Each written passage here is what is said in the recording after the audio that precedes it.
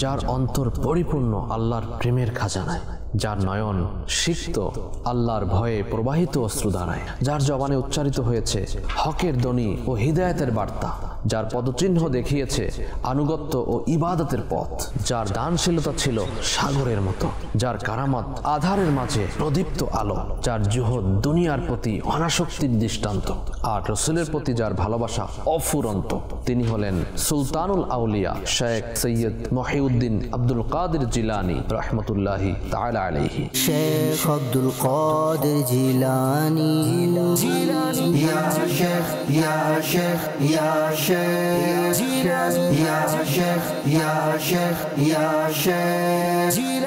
গৌসে পাক রহমতুল্লাহ তাআলা আলাইহির কারামাত ও বৈশিষ্ট্য ভিত্তিক অনুষ্ঠান অলিকুল সম্রাট দেখতে চোখ রাখুন মাদানী চ্যানেল বাংলার পর্দায়। পহেলা রবিউল আখির থেকে 11 রবিউল আখির পর্যন্ত প্রতিদিন রাত 8টা 15 মিনিটে।